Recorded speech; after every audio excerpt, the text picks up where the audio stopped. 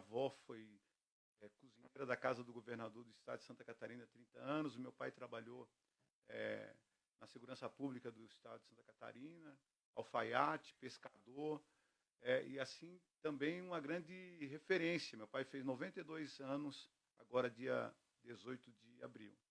Então, meu pai é uma referência na comunidade, no bairro. Nosso bairro é o primeiro bairro, logo ao lado do centro, né? Então, ali, na década de 30, onde havia ainda muita divisão entre negros e brancos, né? Meu pai nasceu em 32 e então meu pai cresceu dentro de um ambiente muito preconceito. Aos 17 anos meu pai decidiu que ele iria fazer uma manifestação para que houvesse igualdade entre negros e brancos. Ali então nasceu uma resistência, até inclusive algum tempo atrás ele foi homenageado. Todo dia 20 de novembro meu pai é homenageado junto com um grupo de outros amigos dele. A maioria já estão tudo mortos também, né? Ele já está com 92, né? Então meu pai foi uma referência na comunidade, assim, ele sempre trabalhou para a comunidade. Então meu avô foi um dos fundadores do primeiro clube de negro da ilha, 25 de dezembro, né? E isso em 1933, 25 de dezembro de 1933, meu avô, um grupo de outros amigos, fundaram o primeiro clube de negro que era num curral de cabra, que é o mesmo lugar, o mesmo local onde o clube está estabelecido até hoje, né? No bairro Agronômica. Então, eu cresci nesse ambiente cultural. Então, tudo que acontecia no bairro era dentro do clube, né?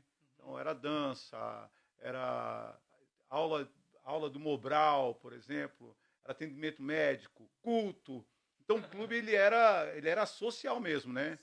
Então, eu sempre nasci nesse ambiente. Meu pai, mesmo sendo um homem sem religião, era um homem de fé, mas não tinha uma prática religiosa.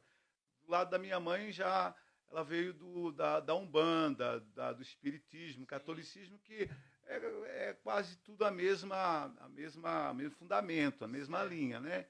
E eu fui criado nesse ambiente. Batuque, na sexta-feira, domingo, missa. Que loucura, né, meu?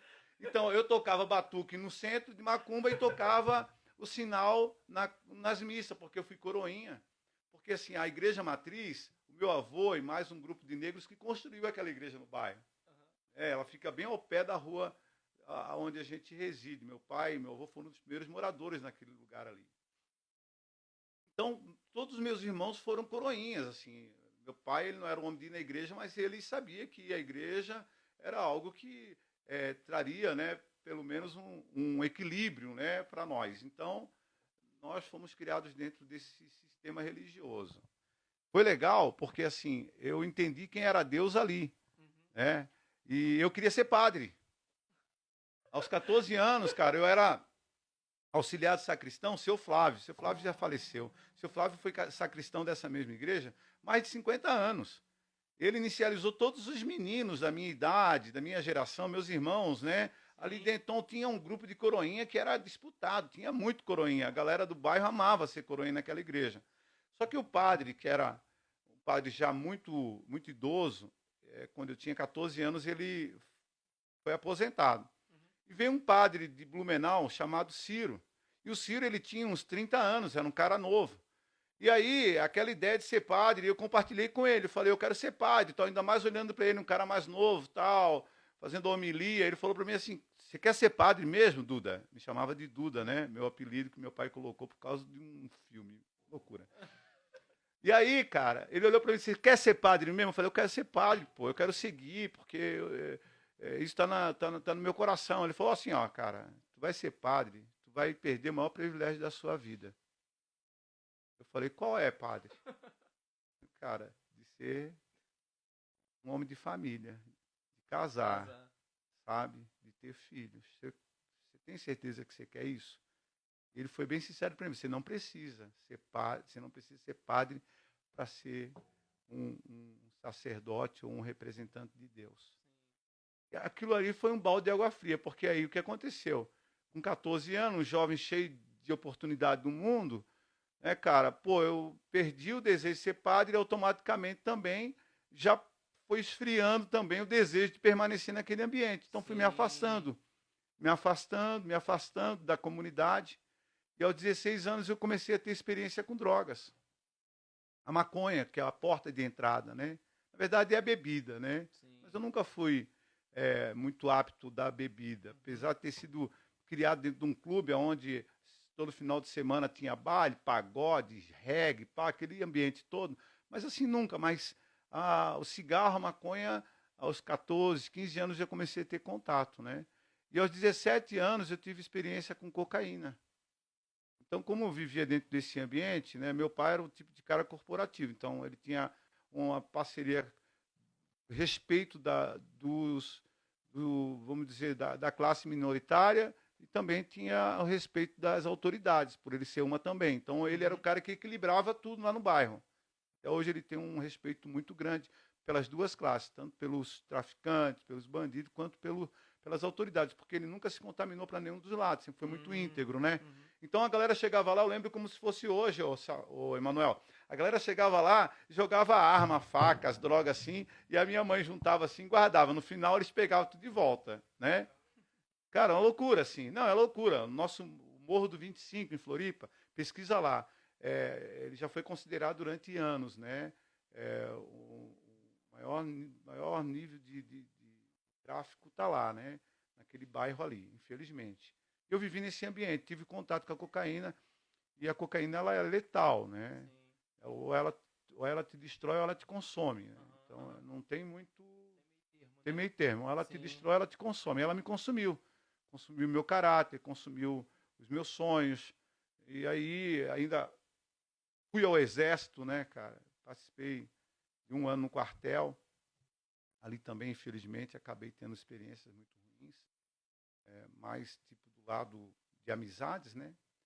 Mas aos 19 anos eu tive a primeira experiência com a justiça, né? Que aí, 19 anos. 19 anos eu fui preso a primeira vez e por ser primário, meu pai ter acesso, Sim. então eu fui absorvido. Mas aí o arrependimento só vem depois da dor, né?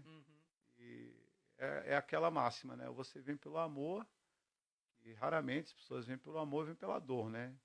Então, comigo foi pela dor. Aos 21 anos eu fui preso novamente por tráfico, porte de arma. Mas ali eu já vi a mão de Deus, porque já tinha um grupo de pessoas me evangelizando. O projeto Siloé, eu lembro até hoje, a missionária Bugra. A Bugra era uma hippie, cara. Porque o centro de Florianópolis, a Praça 15, é tomado de hippie até hoje. Na década de 70, 80, cara, puxa, isso era uma tendência muito Sim. forte. Todo jovem queria ser hippie, né? Paz e amor, tal. A gente teve aquele movimento em 1969, né? Então, cara, a Bugra era aquela hippie que usava essa cultura para evangelizar. E ela era, cara, ungida de Deus. Ela subia nos morros mesmo, ela evangelizava qualquer um que passasse na frente dela. E ela começou a me evangelizar, cara. Me encontrou uma vez no morro. Ela olhou para mim e disse assim: moço, você está no lugar errado. E eu perguntei para ela: se esse lugar é errado, então qual é o lugar certo? Ela falou assim: nos braços de Jesus. Uau. Eu falei para ela: não, mas eu já tenho Jesus. Ignorância, né? Uhum. Eu já tenho Jesus. E a partir desse momento ela começou a me visitar lá no morro. Toda semana ela ia uma ou duas vezes lá e ficava, e ela sempre dava uma palavra. Ela sempre liberava para mim uma palavra, né? Por isso que é muito importante. Nós, como cristão, cara, precisamos cuidar o que a gente fala. Sim. Sim. Né? Porque quando a Bíblia fala assim que todo ser que respira louve o Senhor, que o sacrifício que Deus hoje espera de nós é o louvor, não é verdade? Sim. Sim. Sacrifício de louvor. Sim. Só que há um equívoco da igreja que acha que louvor é cantar música. Sim. Que acha que louvor é estar dentro da igreja e cantar música, né? Música é música. Louvor é tudo aquilo que sai da sua boca. Sim. Então, tudo que sai da sua boca é um louvor para Deus. Por Uau. isso que Deus ele condena a murmuração, a mentira, a divisão, a gritaria. Por quê? Porque essas coisas não é louvor a Deus. Sim. Então, tudo que sai dos nossos lábios é um louvor a Deus. Tem que ser um louvor a Deus. Sim. Por isso que a Bíblia manda vigiar, e a língua é um dos objetos ou dos membros do nosso corpo, onde nós vemos na própria palavra severas instruções contra o mau uso dela. Sim. Por isso que tudo que sai da nossa boca é um louvor a Deus. E a Bugra, então, ela deixava Deus usar ela como louvor. Uau. Sério. Então, 8 meses ela me evangelizou e orava por mim. 8 meses? 8 meses me evangelizando. Tinha dia que eu não queria ver ela. Ela chegava para um lado, eu saía para o outro, mas não tinha jeito, cara. Ela ficava ali, eu tinha que voltar. Até eu não voltar, ela ficava esperando. Uau. E aí teve um suposto episódio, cara, que eu me distraí, a polícia bateu no morro lá e eu fui preso. Fui preso e já naquele momento a minha família estava bem conturbada, porque eu era o filho mais novo, né? De 7 eu era o ovelha negra, o pau que nasceu torto, né? Aquele que nunca seria nada e ninguém na vida, né? Todos meus irmãos se formaram, fizeram faculdade, 3 deles foram gerente bancário, uma irmã que ela é bombeira, e eu fui o cara que até os 21 anos só tinha dado desgosto para os meus pais. E pai e mãe, você sabe como é que é, principalmente mãe, né? Então minha casa já estava dividida, porque minha mãe e minha irmã mais velha, que praticamente também me ajudou a criar, cara, não abria mão de mim. Já meus irmãos, que eram moralistas, meu pai também, dizia não, ele tem que sofrer, né? E de certa forma não me abandonaram, mas cansaram também, né? Envergonhados de tanta exposição que eu fazia da imagem da nossa família. Então fui preso, meu pai disse, eu não quero ver, falou para minha mãe, você também não vai visitar ele. Só que a Bugra ia. A Bugra ia. E ela levava um grupo de outras pessoas para evangelizar lá. No presídio. No presídio. Mas só que eu estava tão revoltado, porque assim, pô, eu estava orando com a Bugra e deixou isso acontecer comigo, aí você culpa a Deus, né? Geralmente você faz as escolhas erradas, e aí você culpa a Deus, né? Não foi diferente comigo, eu comecei a culpar a Deus. E aí, eu já estava algumas semanas preso, numa quinta-feira, um grupo de evangelistas, ainda hoje eu faço visita na delegacia, em presídio, porque foi impressionante o que aconteceu comigo. Sim. E então esse grupo ia toda quinta-feira lá para fazer um culto.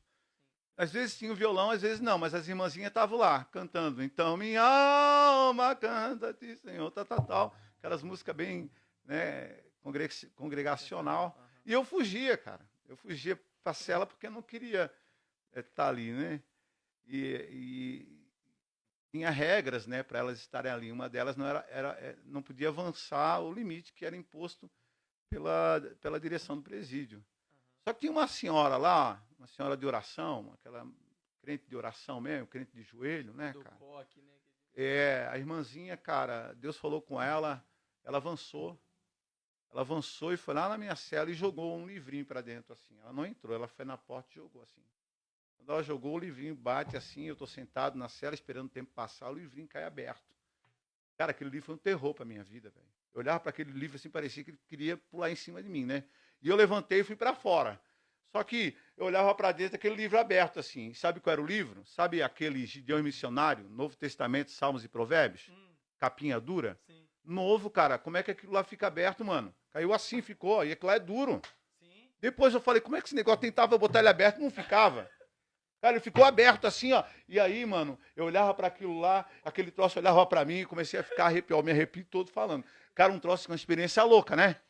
E aí, mano, 5:30 da tarde, foram tudo embora, mandaram botar todo mundo para dentro da cela. Eu tinha que mexer com aquele troço, estava em cima da minha jega. Só que quando eu fui para pegar ele assim, cara, o texto pulou em mim. O texto subiu em mim assim, ó. É como se fosse agora, assim, Felipe. A oração da Bugra, né, cara? Tá vendo como é intercessão, velho? Tá vendo como precisa a gente orar, irmão? Poxa, aquela mesmo apelo de Ezequiel, né?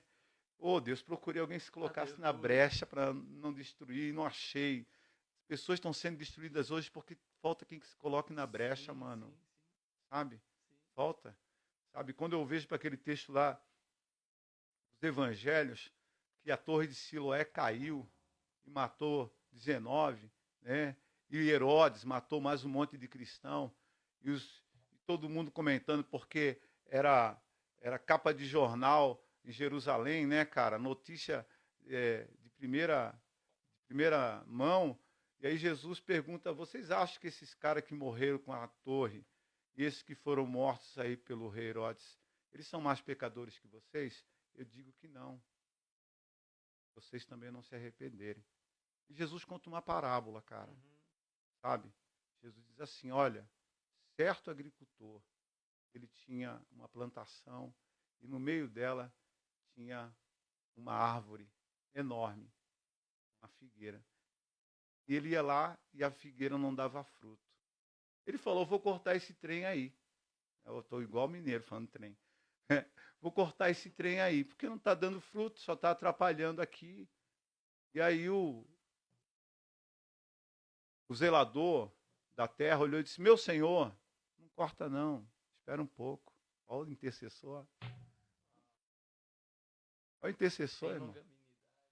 Cara, ele olha para Deus, ele olha para o seu senhor e diz, meu senhor, não corta não, deixa eu cuidar dela. Deixa eu regar. A palavra regar, meu irmão, é o mesmo processo de todos os dias você estar presente. O contato da água com a terra une.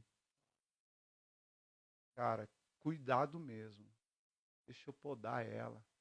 Dá um ano para mim, cara, um ano. Um ano você discipulando alguém, ou você fica mais crente, ou o cara se converte, bicho. Não é mesmo? Foi quase igual a situação. Isso, mano, tá entendendo, Sim. cara? A gente precisa levantar novamente o ministério de intercessores, isso, cara. sim. Sabe? Porque o cara vai orar na igreja e ele acha que está intercedendo. Sim. Não é isso não, cara. É você se dedicar por alguém. E cada crente se dedicar por um ano, se cada crente, e isso aí é uma estatística que eu posso... Tem crente que já está 10 anos sem ganhar uma alma para Jesus, mano. Eu gostaria, pastor, aproveitar um gancho, desculpa te interromper, mas estou vendo as pessoas aí no comentário, eu gostaria que vocês colocassem aí. Quando o senhor me falava sobre a búlgara hippie, algo veio dentro do meu coração aqui. Quais são os meios que as pessoas hoje utilizam para falar de Jesus? Porque às vezes a gente, por ser religioso, tira, né? Ah, não, meu momento de falar com Jesus, de manifestá-lo, é só quando eu estou dentro do templo. Né? Só que, na verdade, é aquilo que a gente estava conversando, a eclésia é o chamado para fora. Então, quem realmente entendeu a mensagem, ele vai sair do templo e falar, cara. E falar. E aí eu gostaria que você que está aí nos assistindo, coloque aí quais são os meios que vocês utilizam para falar de Jesus. Talvez isso vai ser um processo, pastor, de ativação de alguém. Cara, poxa, como que eu posso falar? Claro. Porque isso me chamou a atenção sobre a búlgara, a forma que ela utilizou. A estratégia dela é top. Eu aprendi muito com ela, cara. Ela é minha inspiração, assim. Ela faleceu ano passado com câncer, né? Ela sofreu demais, cara, porque aquela ideia que servir a Deus é um glamour, né, cara? A gente precisa desmistificar isso, né? Sim.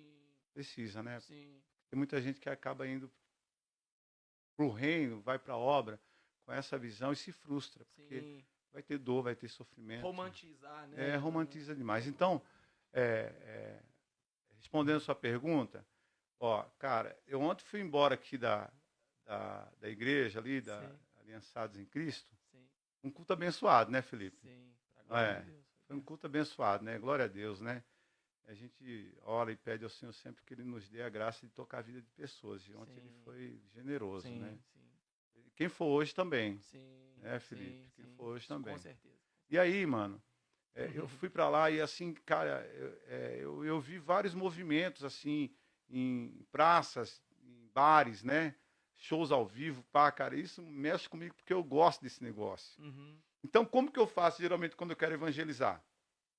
Na minha cidade já não dá mais para fazer isso, para todo mundo evangelizado, cara. Então eu tenho que ir para outros lugares para poder evangelizar, assim, porque hoje tem a nossa igreja é uma igreja para fora mesmo, né? Sim. Então você vai na cidade assim, tem membro dela espalhado por todas as esferas da sociedade. Uau. E a galera não está lá só trabalhando, a galera está lá servindo o reino. Semeando. Eles são o reino, o reino se move através da vida deles. É muito top isso, né? Sim, sim. E aí, mano, recentemente eu fui num show. Era um show sertanejo.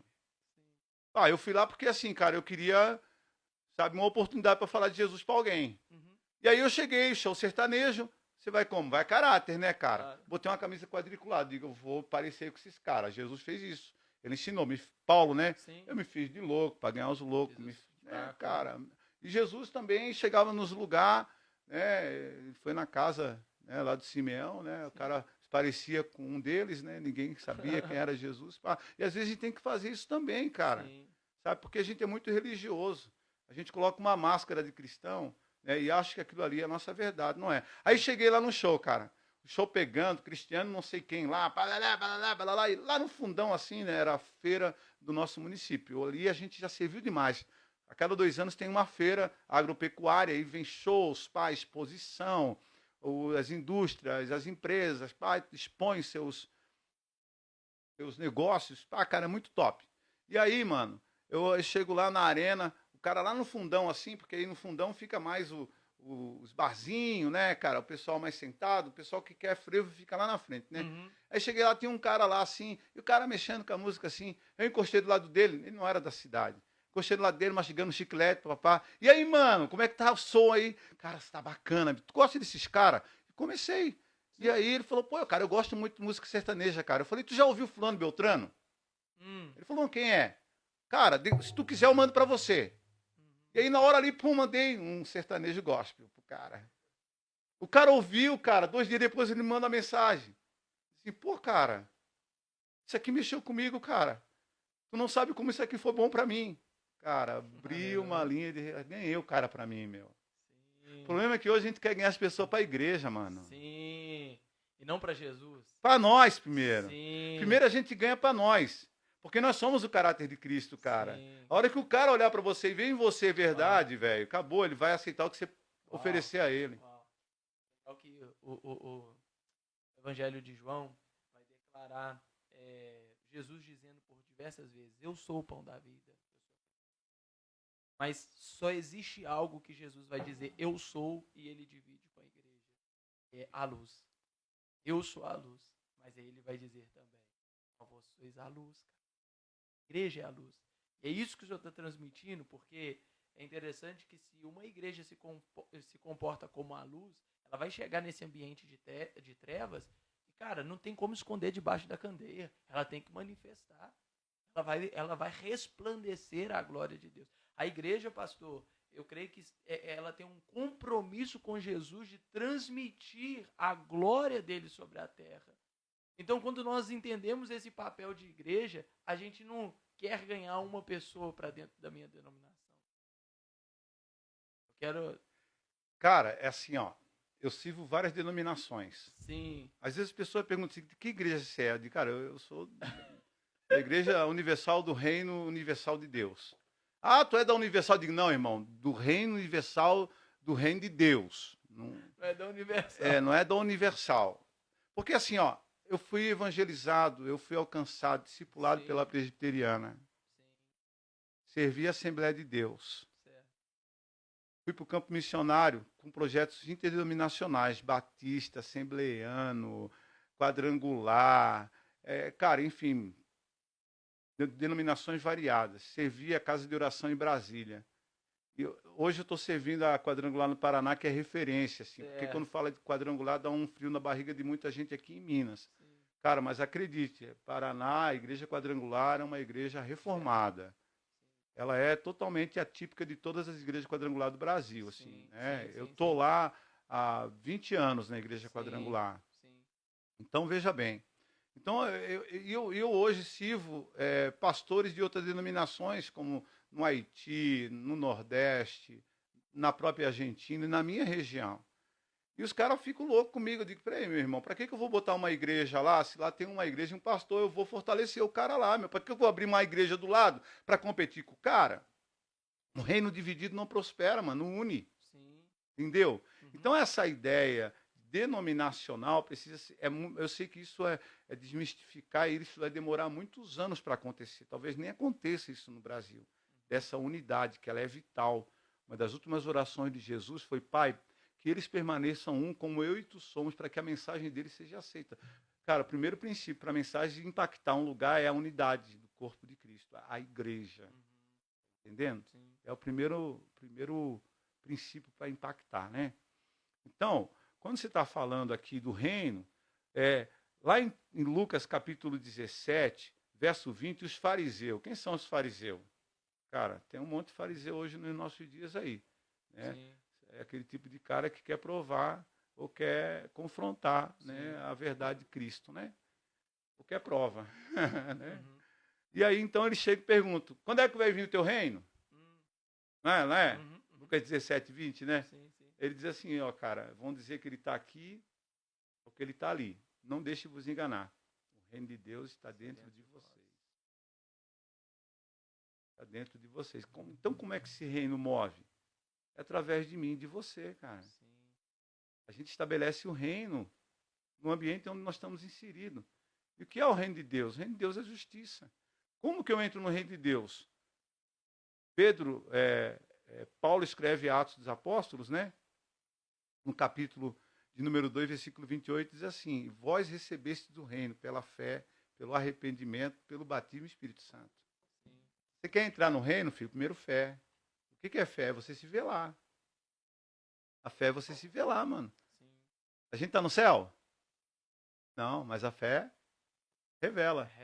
Porque o reino de Deus é invisível. Sim. Aí, ó. Sim.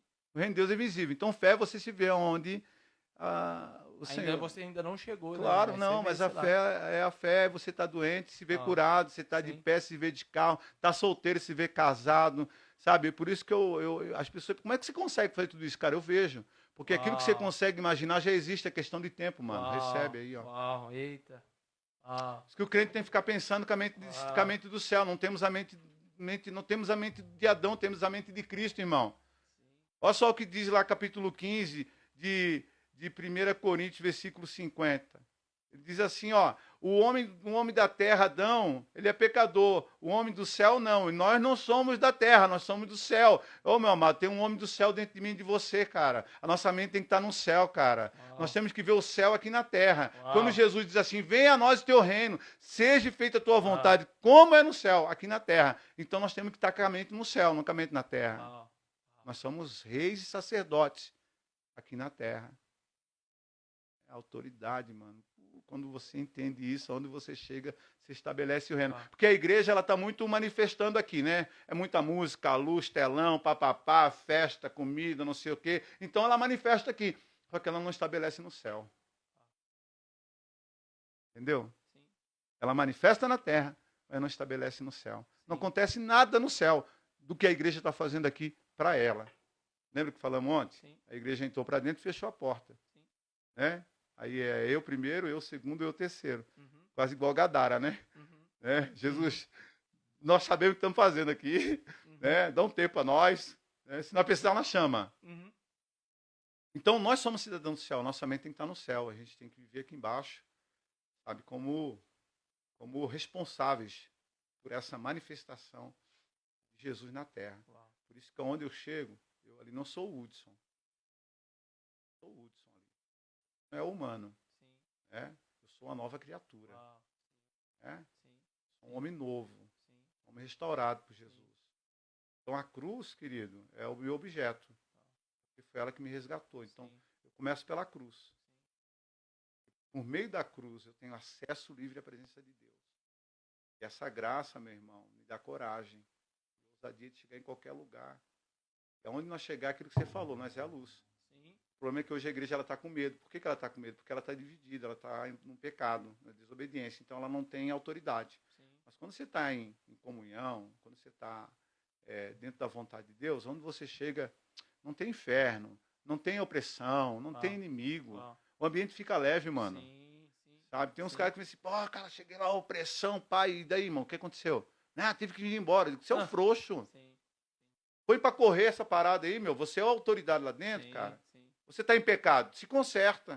Sim. Porque só o pecado pode impedir você de agir, né, cara? Como um cristão verdadeiro, né? Eu costumo dizer que existe uma diferença entre local e ambiente.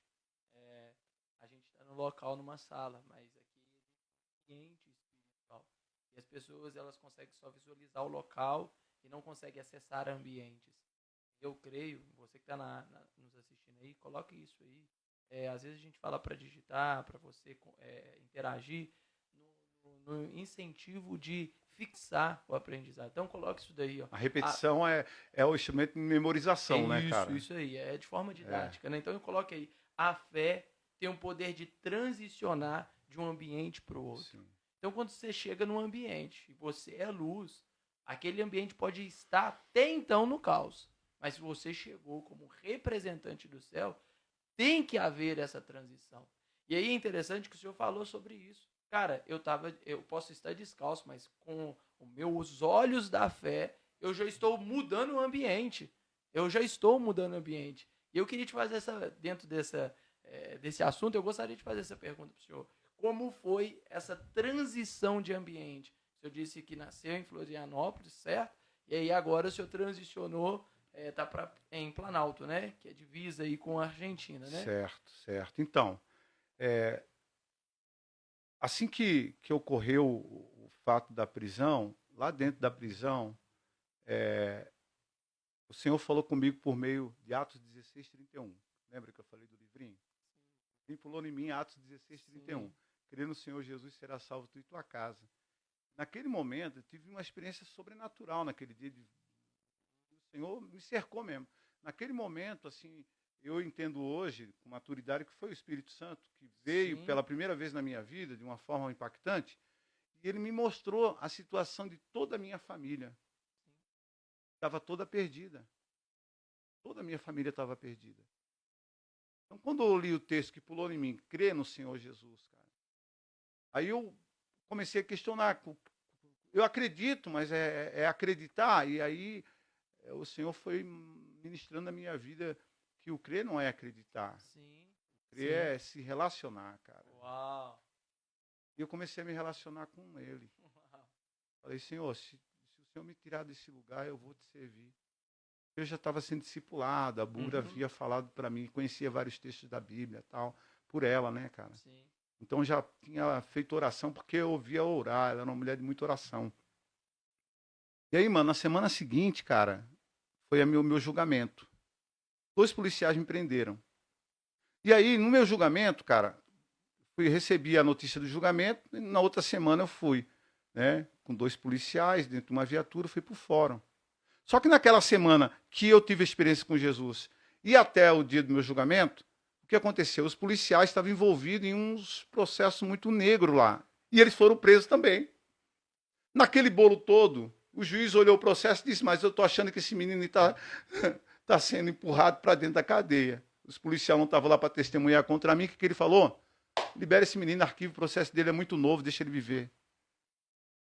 Eu saí dali correndo, 10 quilômetros até na minha casa. Cheguei em casa suado, cara. Aí minha mãe falou, o que você fez? Você fugiu? Papapá. Eu falei, não, mãe, eu fui solto. Ninguém acreditou em mim, cara. Minha irmã ligou lá no fórum, não, verdade, tal. Agora você vai ter que fazer um processo, não sei o quê. Só que aí, cara, para mim poder me curar, eu aceitei o desafio, a Bugra me convidou, cara, vamos para um centro de recuperação. Por isso eu valorizo muito esse lugar, cara. Sim. Sabe? Então, eu fui para um centro de recuperação, Casa de Recuperação Nova Vida, a CRENV, uma das primeiras casas de recuperação do Brasil. Lá no bairro Bacaxeri, em Curitiba. Pastor Lori Massolim. Hoje é o neto dele, que eu vi crescer quando eu cheguei nesse centro de recuperação. O neto dele, que hoje é o responsável e é o presidente da Associação de Centros de Recuperação do Paraná, o Tiago Massolim, né? Hoje é um homem formado e hoje ele é o responsável por essa casa. Certo. E eu fiquei 6 meses lá, cara.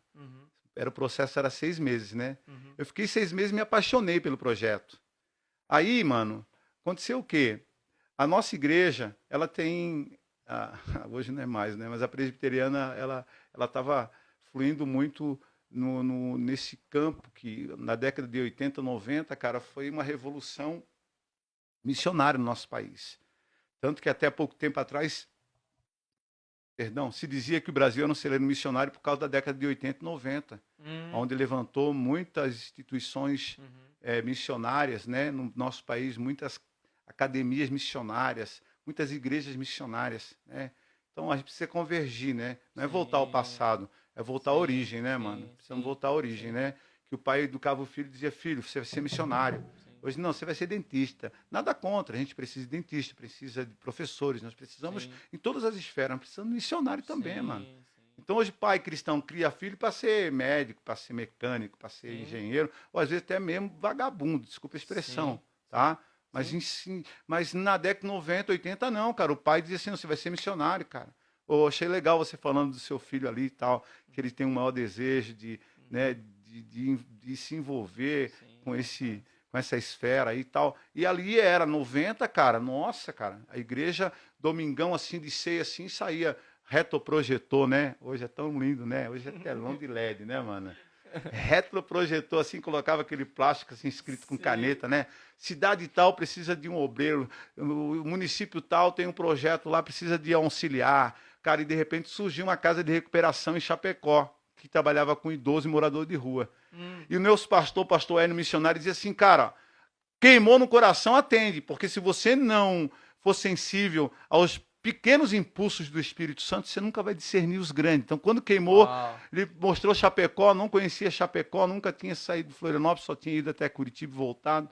Eu falei, ô pastor, Deus queimou no meu coração. E o pastor levava a sério, porque ninguém brincava com isso. Ele falou assim, então arruma as malas. Fui para casa, disse para minha mãe e para meu pai, ó, vou para o campo, vou para a missão. Meu pai disse, como assim? Agora que é o momento de você estar, não sei o quê. Não, pai, eu vou continuar a minha vida tal. Os irmãos disseram, você vai. Não Zé ninguém na vida. E aí eu peguei, entrei num ônibus, 12 de dezembro de 1992, e 600 quilômetros até o sudoeste de Santa Catarina. Chapecó, naquele tempo, era a cidade no estado de Santa Catarina que tinha o maior índice de criança de rua e prostituição. A grande maioria era índios.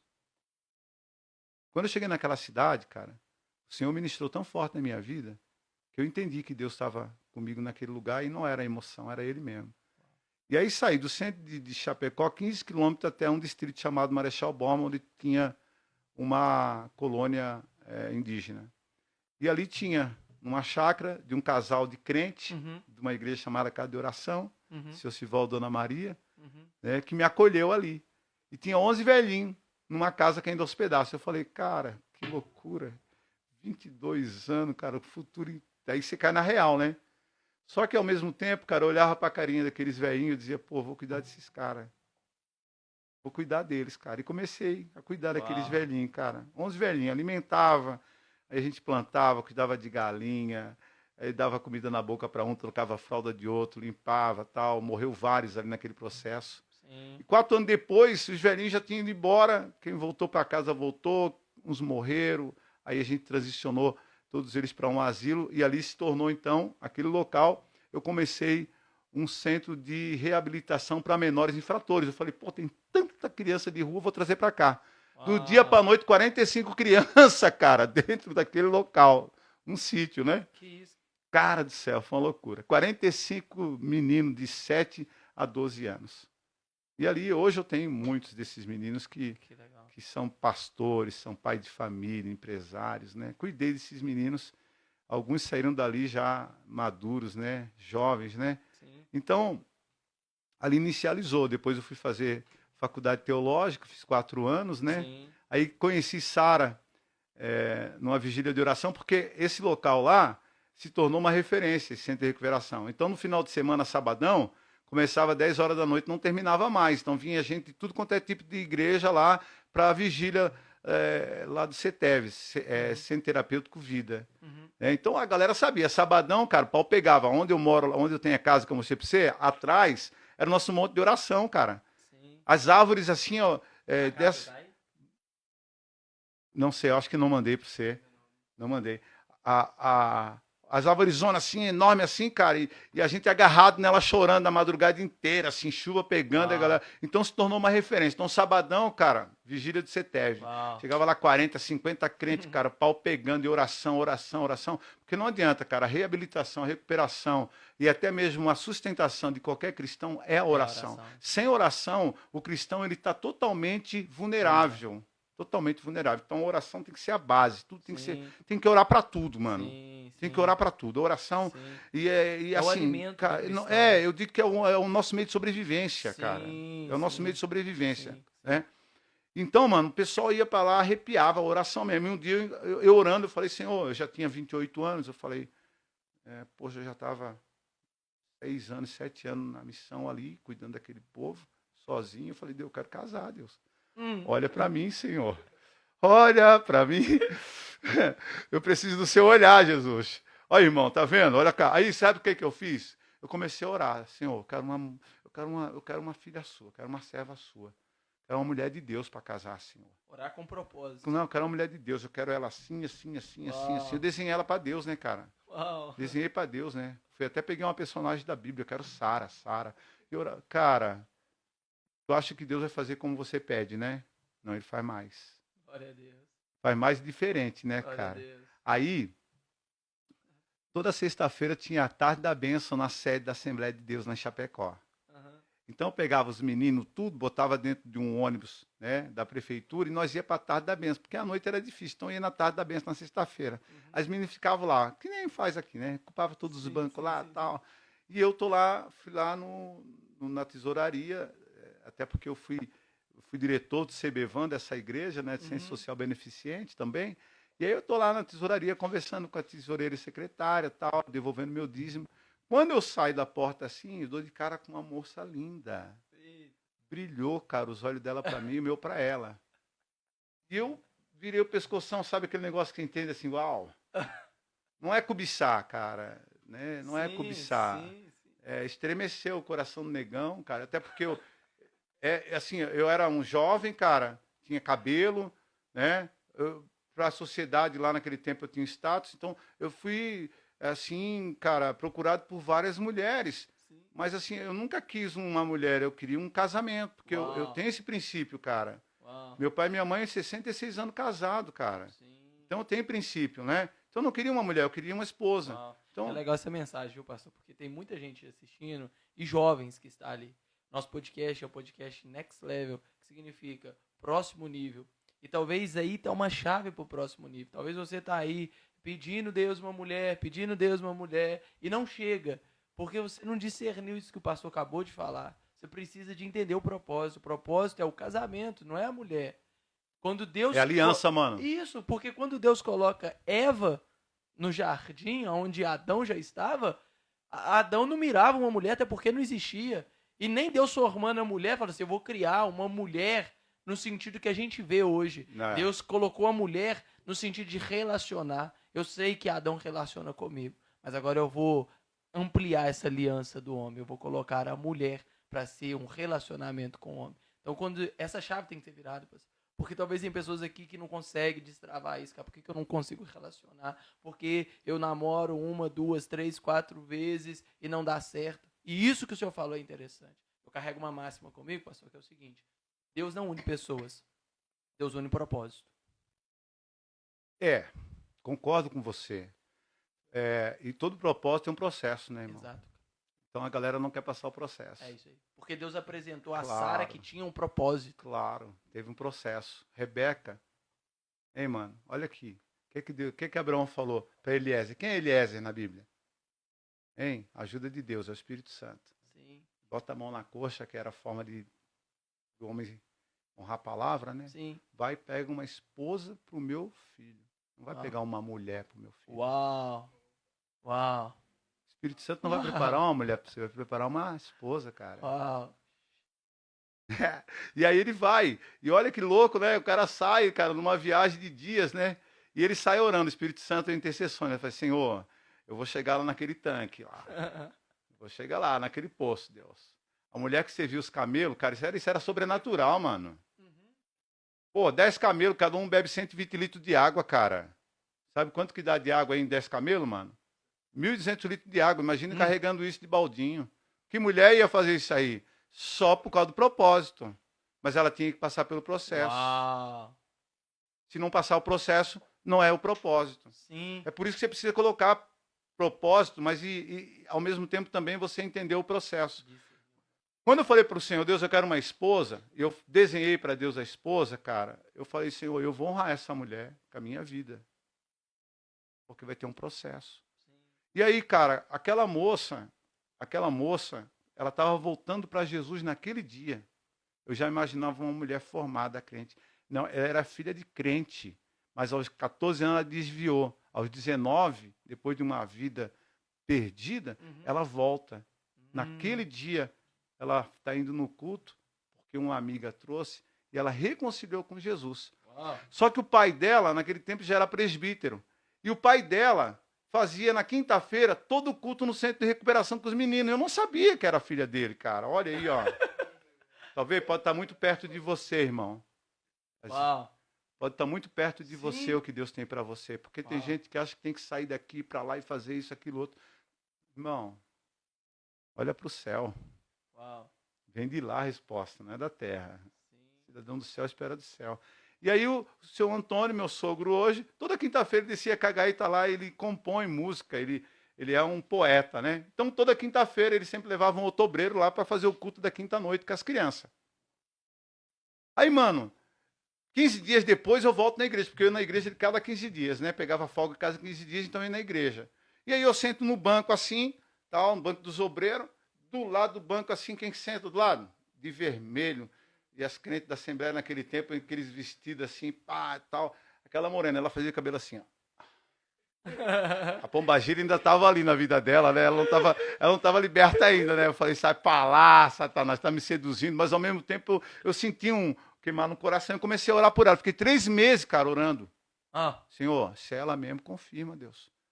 Porque ela não saía da minha mente, dentro do meu coração. Aí um dia eu chego nela, converso com ela, porque um aluno que passou no centro de recuperação, já estava maduro, começou a namorar uma amiga dela. E a amiga dela, e elas duas conversando, ela disse assim, ó, conheci um rapaz, ele é obreiro, ele cuida do centro de recuperação. E a amiga dela falou, Hudson, sim, é que meu namorado veio de lá também, pá. E aí, de repente, a gente se encontrou num culto. Eu falei, eu quero conversar com você, moça. Eu quero orar contigo. Quero te cortejar. Ela falou, o que é isso, cortejar? Eu falei para ela, não quero te conhecer. Quero conhecer você, sua família, quero orar com você. Ela impactou, porque geralmente a menina é acostumada que o cara já vem pegando nela, né? Sim. Não é verdade? Sim. Esse é o maior problema. Quer conhecer o corpo, você tem que conhecer primeiro o caráter. Uau. Se ela cuida. Isso aí, ó. Cara, anota isso aí, porque se a moça é boa para a família dela, vai ser boa para você, cara. Se ela honra o pai e a mãe dela, vai honrar você. Tem gente que está casando, irmão, e sofre depois porque não namorou antes. Não conheceu. Namoro, meu irmão, é para dar errado. Escuta essa. Namoro é para dar errado, irmão. Se der certo, casa. Porque é melhor dar errado no namoro do que no casamento. Uau. Depois você pegava essa chave aí, viu? Anota isso daí. Ontem uma menina no culto, não vou citar nome, chegou para mim e disse, não sei o que, ele acabou comigo porque eu pisei na bola. Eu digo, filho, é livramento. No namoro, sofrimento é livramento, irmão. Acorda. É. Aí, então, mano, falei para ela, eu quero lá conhecer seus pais. Aí marcamos 15 dias depois, aí ela falou, pai, vai vir um rapaz aqui.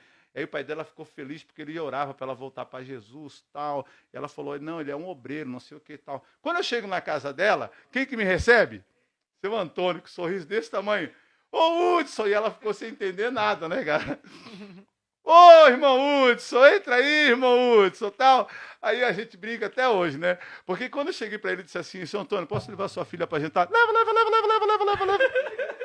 Ela já tá despachando. Né? Cara, olha só, meu. Tu vê como Deus, ele responde. Deus não responde necessidade, varão.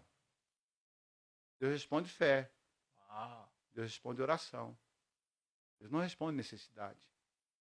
A nação de Israel ficou 400 anos escrava no Egito. Cheio de necessidade. Sim. Mas quando ela clamou, quem que respondeu? Se eles tivessem clamado antes, o que tinha acontecido? Ficaram 400 anos porque não se voltaram para Deus.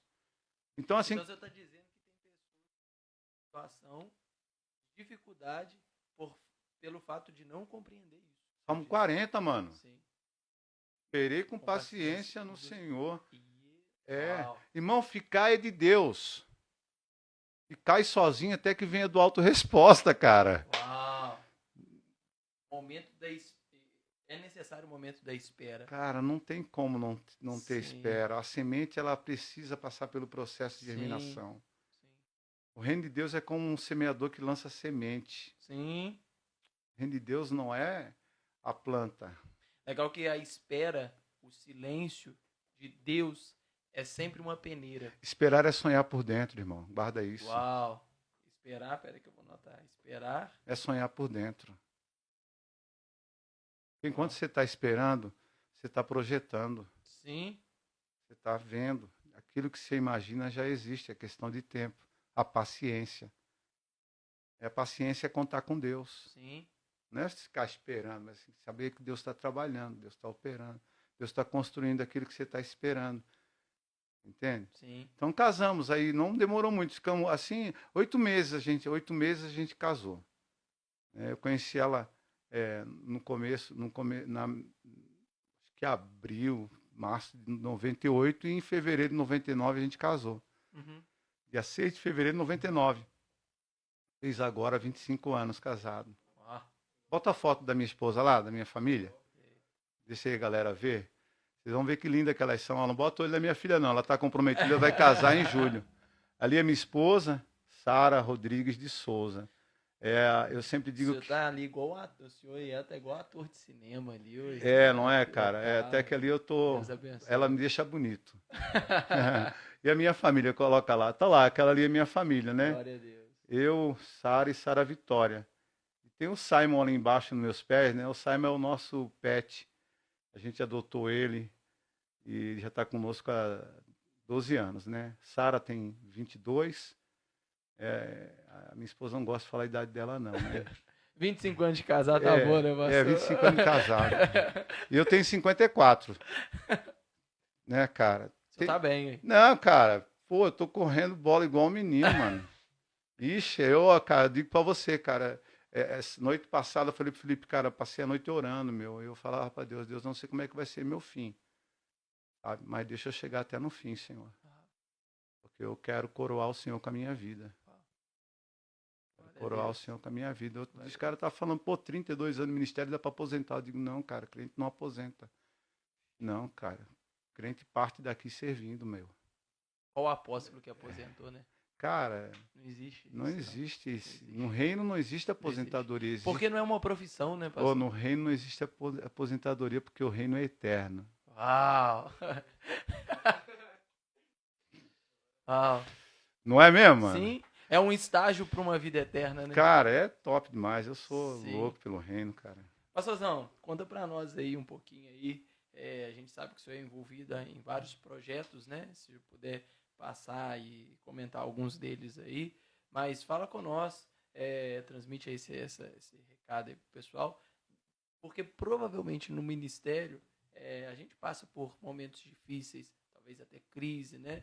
E aí, provavelmente, em algum momento que isso aconteceu em torno do senhor. E aí, como fazer para superar? Como foi esses momentos, né? Se tem algum momento que vem à mente do senhor, fala aí pra gente, fica à vontade. Mano, eu tenho várias bases, né, que me dão sustento no ministério. Sim. E todas elas são bíblicas, né? Sim. Então eu amo Timóteo, o livro de Timóteo. Sim. Porque é a última carta paulina. No capítulo 4, de 2 Timóteo, Paulo ele escreve, né, para Timóteo, né? Uhum. Cara, eu sei que você está em Éfeso, mas vem para cá, cara. Vem para cá e traz a capa, traz um manto, e traz os livros para mim, porque Demas me abandonou, me trocou pelo presente século. Aí ele fala, Demétrio, Tito estão na Dalmácia. Não é porque eles fugiram, é porque a obra ela estava tão escassa de obreiro, cara, que esses caras se desdobravam para fazer a obra, meu. E onde é que Paulo está? Paulo está velho na cadeia. Na cadeia. Sim. E Paulo começa a aconselhar, é lindo, cara. Paulo começa a dizer para Timóteo, os caras estão abandonando a obra, os caras estão virando as costas para Cristo, porque eles estão com medo da morte, mas tu não. Faz a obra como um bom soldado de Cristo, cara. Sabe, tu é diferente, Timóteo. Lembra do que a tua avó e que tua mãe ensinou? Cara, que base legal para você entender que Paulo estava lá no final da vida dele, sofrendo pra caramba, e estava dizendo para os caras, cara, não desiste, meu. Vai ter dor. Paulo não estava chamando o cara para fazer um passeio de iate. Paulo estava chamando o cara para morrer, pô. Sim. Você tá entendendo, mano? Né? Aí Paulo diz assim, traz contigo Marcos. Sim. Pô, tu vai ver lá no livro de Colossenses, capítulo 1, Paulo e Marcos contenda. Paulo manda Marcos embora, sabe? Os dois entram num conflito, manda embora. É que veja Paulo dizendo que traga Marco, porque ele é útil para o ministério, Uau. sabe? De repente, no ministério, algum Paulo vai ferir você, ou algum Marco vai te desapontar. Mas nunca deixe de começar de novo. Uau. Uau. Nunca deixe de começar Glória de a novo, Deus. irmão. Entendeu? Então o ministério vai te dar marcas. Dois caras que você vai chegar na glória um dia, vai ver, é Jesus e Paulo, eles vão mostrar as marcas. Paulo diz, ele leva no corpo as marcas de Cristo. Nós vivemos hoje um tempo onde o crente está sensível, para não dizer que ele é um Nutella, Nutella. um mimimi. Eu não gosto dessa expressão porque ela parece um julgamento. Mas está sensível, qualquer Sim. coisa fere, qualquer coisa machuca. Sim, sim. Pô, cara, você vai pregar a verdade e o cara, em vez de se arrepender e mudar de vida, ele vai para outra igreja, porque ele ficou ofendido, sabe? Então, o ministério é doloroso, cara, sabe? Eu tenho a referência de Paulo, quando ele tá na Grécia, e os caras dão um pau nele, cara, apedreja ele, joga ele num precipício. Os irmãos esperam um pouco e vão lá e retiram Paulo daquele lugar quase morto, como morto, o texto diz. E aí eles reanimam Paulo, Paulo se levanta todo machucado e diz assim, eu vou voltar lá. E os caras dizem assim, Paulo, não dá, Paulo, você vai morrer lá. E Paulo diz o quê? Eu morro, mas o evangelho precisa ser pregado. A causa era maior do que a dor, né, Cara, o propósito é maior Sim, do que meu interesse, cara. sim. Não é proposta, é propósito, né? Sim, cara. Sim. Então, mano, eu passei por muitos também nesses anos todos. Primeiro foi quando eu converti no meio de um mundo totalmente depravado, né? Os primeiros a me desprezar foram os amigos de infância, a família, porque você ser um crente naquele tempo, há 30 e poucos anos atrás, num bairro onde só tinha uma igreja evangélica, mais de 60 mil pessoas, uma igreja evangélica que era desprezada, zombada, e aí você vê no meio de uma sociedade toda corrompida, de repente você se converte. Não me converti, não sou de família convertida. Eu fui o primeiro de uma geração de séculos a se converter, cara. Então, Sim. resistência, perseguição, Sim. oposição, desprezo, Sim. zombaria, sabe? Então, fui forjado nisso, cara. Uau. Perseguição. Ainda hoje eu sofro perseguição porque eu estou numa cidade que é uma cidade religiosa, uma cidade que ainda cultiva uma cultura de que predominante é a católica. Eu fui para uma cidade, um negão chegar numa cidade de alemão, 100% de alemão, católico, e você chegar lá, negrão, né? negrão crente, meu, pastor, sabe? Então, os primeiros dias, assim, eu não podia andar na rua, esse povo saía nas lojas, saía nos comércios para me ver, assim, pô, eu parecia um alienígena. um alienígena na cidade, cara, sabe? Minha filha não queria ir para a escola porque ela era desprezada. As outras crianças, parece que impulsionadas pelos pais, né, faziam muito bullying, né, macaca negra, rolo de fumo, papapá. E ela nem é tão pretinha, ela é mais clarinha porque puxou mais do lado da mãe, né? Mas cabelinho pichaco, tal, olho escuro, né? A maioria lá todo mundo de olho claro. Mas isso foi lá atrás, né, irmão? 19 anos atrás, até forjaram uma acusação contra mim, fui preso, fiquei 2 dias preso lá na cadeia, até que esclarecesse, tudo na ideia de que eu fosse embora, né? De que eu abortasse, né? Uau. E aí, cara, eu Não falei, gerasse. não vou, cara, eu vou ficar aqui. Meu conselho disse, cara, sai agora mesmo que vai ficar ruim, cidade pequena, teu nome, tua imagem, a imagem da igreja. Eu falei, mano, quem me trouxe para cá é que me tira daqui. Eu falei, Senhor, o Senhor me trouxe para cá. Se o Senhor me tirar, eu vou. E Deus falou, vai e faz o teu trabalho de evangelista, mano. Aí eu caí para dentro, né?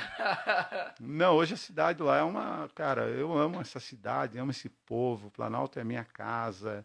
Dali que Deus tem levantado recursos para os projetos sociais na Argentina, Haiti, Paraíba, em outros países, né? O senhor consegue acessar hoje a Argentina pela localidade hoje? Eu estou em fronteira, né, cara? O que faz hoje a fronteira com a Argentina é um rio chamado Santo Antônio. Eu acho que eu tenho um vídeo ali. Não sei se eu acho que do Rio não, mas eu posso te mandar isso, se tu quiser. Não, esse não. Esse é do João de Barro. Mas eu tenho um vídeo aqui, vou mandar para você, o videozinho do rio lá onde a gente atravessa. Eu acho que você atravessou esse rio, não, Matheus? Ô, Rafael. Não chegou a atravessar, né? Então, cara, a gente atravessa o rio ou então a gente vai pela divisa mesmo, pela fronteira, né? Sim. Porque a Argentina, ela tá, pelo rio, ela tá a 10 quilômetros do centro da minha cidade, né? Certo. Mas se eu for pela fronteira, ela dá 30 até o município Sim. e mais 40 até o distrito, onde a gente também tem outro projeto lá, né? E qual é esse projeto que o senhor tem lá? É o projeto Servos. Em Argentina, ela entrou em decadência a partir do ano de 2011. Sim, Até então, a Argentina era uma potência financeira. sim. O euro e o dólar transitavam. Durante 2 anos, a Argentina me sustentou ali no Brasil. Porque eu ia para lá servir as igrejas e as igrejas investiam na minha vida. E eu conseguia dar conta das demandas, né? Mas em 2011, mudança de governo, inflação, tal, né? A Argentina então entrou em decadência econômica, né? E ainda hoje ela está com uma inflação de 110%. Ela tem realmente várias e várias carências, né? E aí então eu entendi, poxa, eu preciso dar uma resposta ali para eles, porque foi uma igreja uma nação que investiu na minha vida. Sim. Eu comecei a trabalhar na Argentina em janeiro de 2006. Então já se vão 19 anos quase, Sim. né? Aí hoje o senhor tem esse projeto Servos lá Sim, eu na tenho. Argentina. Nós temos o projeto Servos, começou em Andresito. Andresito é um município da província de Misiones que faz também divisa com Capanema e Planalto, né? Tá. Então, ali tinha um pastor e uma pastora, que é o Alexandre e a Silvia. O projeto Awaken Brasil teve lá já 2 vezes conosco, contribuindo lá com o trabalho na Argentina. Vou mandar esse videozinho aqui para você, porque esse aqui, o Emanuel, ele atravessando um pouco de donativo lá, tá? Então, quando eu cheguei lá, cara, eu vi um casal de pastor apaixonado por almas. Pastora Silvia, cara, cuidando de centenas de crianças, cara, repartindo o pouco que ela tinha com aquelas crianças, uma miséria danada. Sim. E aí o Senhor queimou no meu coração, eu ia reformar a igreja, eu falei, não, cara, eu vou construir a igreja deles ali. Eles vêm de uma igreja chamada Conquistando para a Glória de Deus, Uhum. que é lá da periferia de Buenos Aires, Uhum. Pastor José. Bom, eu olhei para eles lá, cara, trabalhando, servindo com amor tremendo, uma miséria danada, cara. Eu falei, cara, eu vou estender a mão para esse povo. E levei para o meu conselho local lá, o pessoal aprovou. E aí fomos lá, construímos a igreja. Ela estava lá parcialmente, né? Uhum. Construímos a igreja, ampliamos a casa. E nesse processo a gente mantendo ali, né? Eles com alimento, Sim. com recursos, né? Montamos a igreja, hoje tem uma igreja bacana, a casa deles, né? Mobiliamos toda. E aí em 2016 eu comecei uma escola de costura. Eu tenho parceiros hoje que, inclusive, essa indústria que eu trabalho há 15 anos para ela também, eu tenho uma célula empresarial, né? Eu faço 2 reuniões por mês com toda a equipe, 600 colaboradores. Eles fazem só material esportivo, né? Sim. Então, não sei se tem atleticano me ouvindo aí, dá um salve. Em 2013, quando o Atlético foi campeão, os uniformes foram feitos lá. Mas também já fizeram uniforme do Cruzeiro, como do América. São mais de 16 clubes do Campeonato Brasileiro, são feitos e confeccionados lá os uniformes, Que né? legal, cara. Sim, então essa empresa é uma empresa parceira demais. Isso aí é lá o rio Esse é o rio que a gente divisa. atravessa na Argentina, né? Divisa. Então, é dessa forma que a gente atravessa os donativos, porque não pode ter ponte, né? É linha seca, né? Sim. Aí tem uma aduana argentina do outro lado que fiscaliza tudo que a gente leva, né? Do outro lado de lá está a Maria, que é a esposa do nosso colaborador no lado de lá, né? Esses 2 meninos são o filho e o neto dela. Ali estava levando donativo, roupa e Atendendo remédios, a né? necessidade ali. A necessidade básica do povo. Então, tudo a gente atravessa por ali. Tudo, alimento, Hoje é medicamento. precário, né, a situação da Argentina, Não, né? não. A miséria lá é comparado ao Nordeste brasileiro, assim, né? Sertão brasileiro, assim. Miséria mesmo, miséria, sabe? Hoje o senhor tem quantos projetos atrelados à pessoa do senhor? Hoje temos o projeto Chão de Barro, o projeto Servos, o projeto Módulo Voluntário. Sim.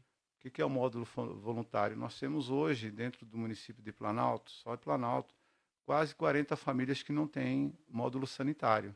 Sim. Então, agora já não tem 40, tem menos. A gente constrói os módulos sanitários, né? Uhum. Então, é um módulo solidário. Sim. A gente tem um projeto Servos, né?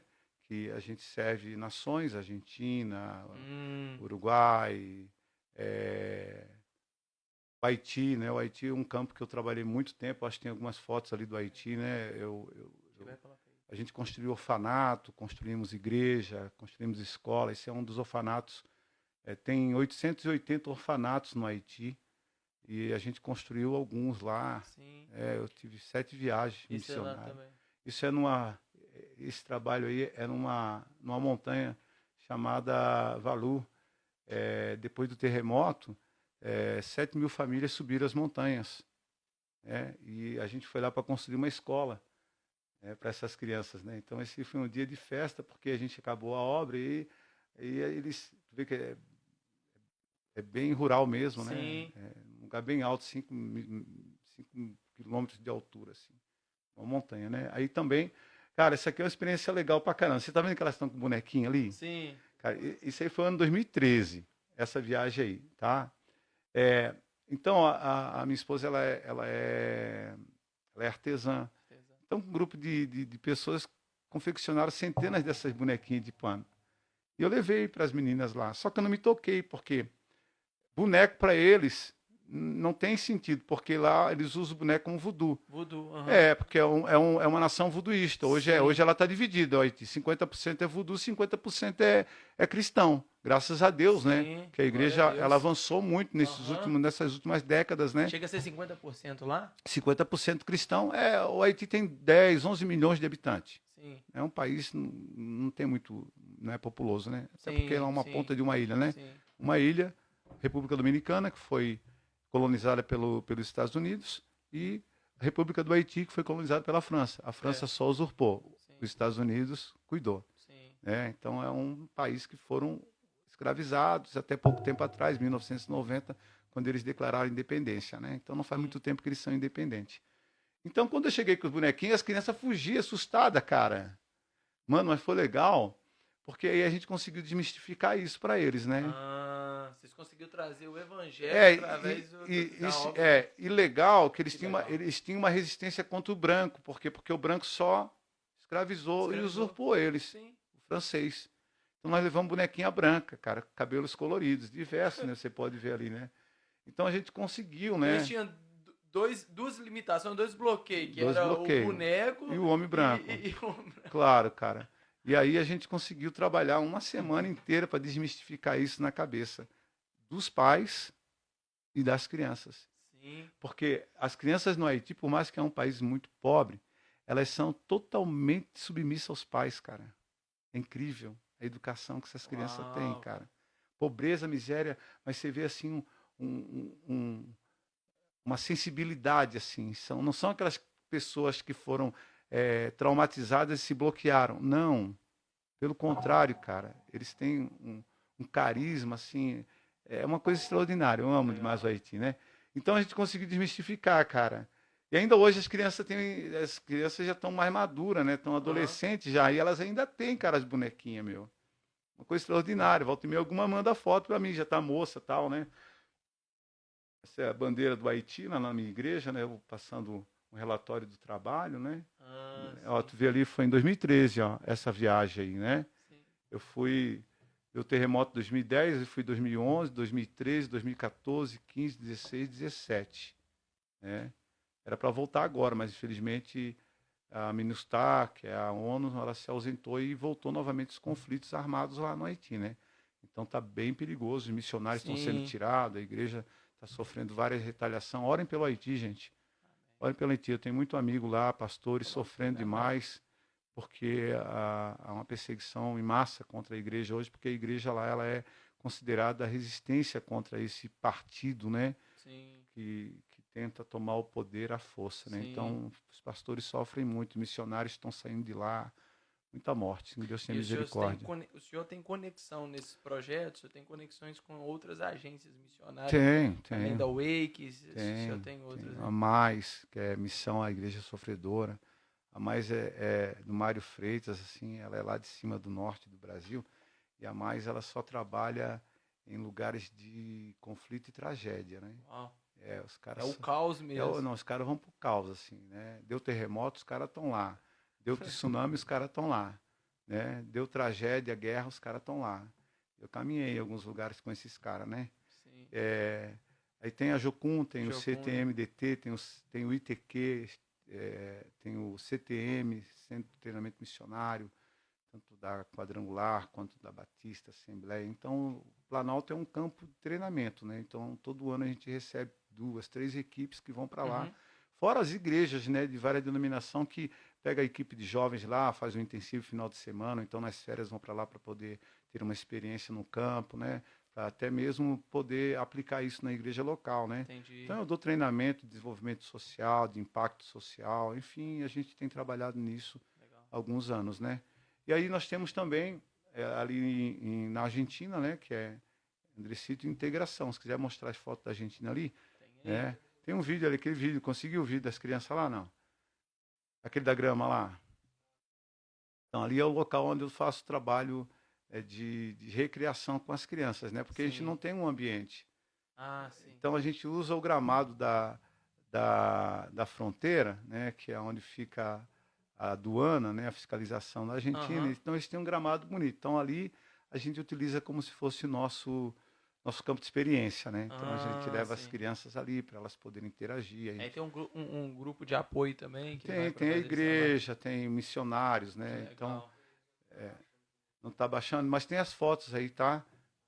É onde eu tô onde eu tô ali com o boneco, que é esse boneco eu tenho ele há 15 anos, que eu tenho 2 bonecos, né? Fantoche, né? Uhum. Eu gosto muito da estratégia do fantoche. Eu Sim. trabalho Comunica muito com o é, público infantil, né? sim, porque eu também uso a questão da diversidade cultural, né? Ah, tá. Primeiro porque o foguinho, ele tem uma história, né? Então isso ajuda as crianças a entender o convite que Jesus faz, né? Ah, E aí eu sim. tenho a prima, que é uma mulata, que eu uso a diversidade cultural, Hum. né? Não é só para fazer gracinha, não.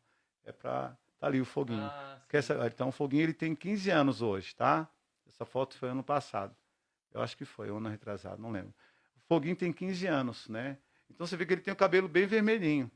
Então eu canto uma musiquinha, né? Para começar, a Esse é noite o de Vale que dia Pentecoste. dele. É isso aí, as minhas crianças da Argentina, ó. Aí eu canto assim, ó, na noite de Pentecoste, do fogo o céu desceu. Era fogo para todo lado, e aí o foguinho começa. E eu tava no meio! Aí meu cabelo queimou! E ele começa a falar da experiência com o Espírito Santo, né? Uau, Cara, uau, isso me arrepia. Então, uau. o foguinho é muito bacana, né, cara? Então tem equipe, meus jovens são São muitas treinados. crianças ali em São, volta. são, cara, são centenas de crianças. Você bate palma assim, vem criança da poeira, né? Então a gente usa várias estratégias, principalmente a questão Glória a da Deus. arte, né? Do fantoche, do teatro, né? Isso a gente envolve eles. Então, essas são as crianças que a gente cuida ali já há alguns anos, né? Pode ir passando as fotos, irmão. Eu acho que tem mais foto aí, né? Então a gente trabalha lá semanalmente e a cada período de tempo a gente faz um impacto lá, né? Sim. Que aí a gente abrange, né? E também hoje a gente tem um projeto que está para ser lá, que é o Pão da Vida, né? Tem inclusive a Whey que tá sendo parceira. Aí outra, pode deixar aí também. O Pão da Vida é uma padaria solidária, né? Então nós Hum. já estamos com a estrutura pronta, já, Ah, te, da padaria, é, sim. A gente está incluído também aqui. já temos alguns. Tá aí nesse nosso projeto, somos solidários, somos voluntários, né? Que é o João de Barro, depois a gente vai falar sobre Sim, ele, né? é. Então o projeto Servos agora tá logo lançando, né? Padaria Solidária, né? Pão da Vida, Pão de Vida, né? Em Uhum, em espanhol, né? espanhol. E então ali a gente vai poder suprir a necessidade, porque a maioria daquelas crianças tem uma refeição precária por dia, né? Uhum. Então a gente vai montar essa padaria para pelo menos o pão de cada dia, aquilo que Jesus Uau. falou, que não me falte o pão de cada dia, né? Eu sei que o pão é o sustento geral do homem, né? Mas Sim. para quem não tem um pão, tem 5 pão por dia já estava bom, não é verdade? Uhum. Então cada família cadastrada vai receber ali diariamente, né? Uau. 5, 10, 15 pão, depende da demanda da família, né? Entendi. Então está quase pronto o projeto, né? Para Glória a dar Deus. continuidade lá, né? Então ali está. Esse aqui é o projeto João de Barro. Aí do E projeto. esse projeto de João de Barro é também na Argentina? Não, esse projeto atua em todo lugar, cara. Entendi. Tanto. Paraná, Argentina, Ah, Santa sim. Catarina, Sim. Haiti. Porque o projeto Chão de Barro, ele nasceu fruto de uma necessidade na minha cidade. Sim. Em 2010, tinha um asilo na cidade. O Ele vídeo tá aí? Tem um vídeo, não tem? tem Seu um Giovanni? vídeo, esse aí. Pode rodar.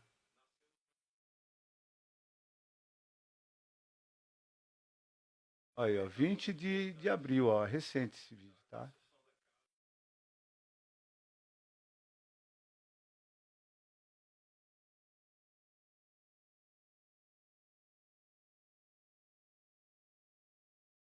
Pô, essa casa já está pronta, tá, irmão? Quase pronta, assim. Sim, Tu viu, né, o vídeo ali, né? sim, Toda rebocada por dentro, telhado, né? sim. Então, essa Já tá com casa... telhado lá, já tá Não, já coberto. está com telhado, está com É, reboco. Esse é. vídeo já é antigo, né? Então, assim, projeto João de Barro, cara, João de Barro levando dignidade. Por que João de Barro? Quem conhece a história de João de Barro sabe, ele constrói a casa e o Chupim mora dentro, né? Então, Hum, isso queimou no meu coração, cara, porque uau. desde criança, meu pai contava essa história, né? Porque meu pai ajudava muita gente, então ele dizia, nós temos que ser igual, Deus deixou para nós a natureza, porque a natureza é um modelo para a gente sobreviver. Uhum, Então, a gente olhando para a natureza, né? O Salmo 84, né?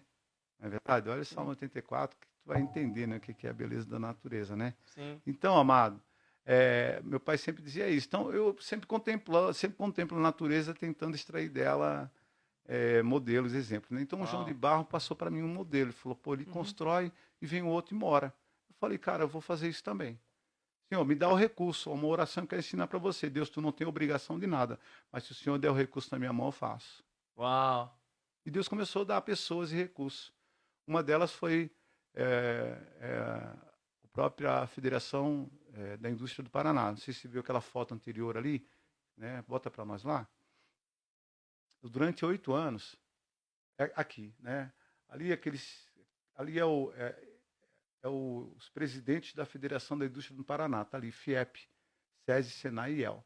Então, durante 8 anos, né? Ali eu estou de terno porque eu estava fazendo dando uma palavra de em função à Semana da Indústria, né? Sim. Então, durante 8 anos, eu caminhei junto com o presidente, né? Que é da esquerda para a direita, é o segundo, Edson Campanholo. Hoje ele Aham, é presidente do Sebrae no Paraná e é o primeiro vice-presidente da Confederação Nacional da Indústria, a CNI. sim. Ele é um parceiro desde 2008 e eu cuido, em partes, eu cuido da área social da empresa dele, da indústria dele, que é essa que Ah, confecciona sim.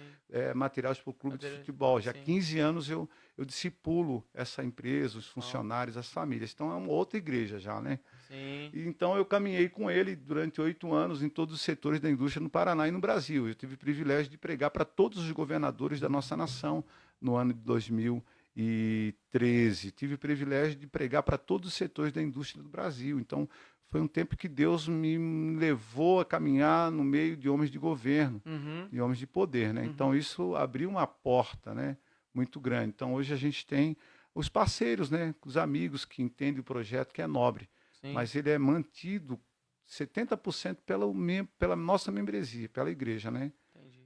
Então hoje a gente constrói casa, escola, orfanato, asilo, onde tiver uma carência, a gente cai para dentro, porque aí a gente leva uma equipe e final de semana vai à igreja. O senhor orou e o recurso não faltou, né? Não falta. Quem cuida do reino, o reino cuida dele. Uau.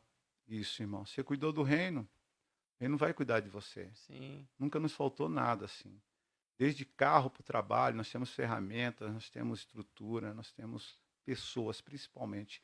Porque toda vez que a terra clamou, guarda isso, toda vez que a terra clamou, Deus respondeu com pessoas. Uau.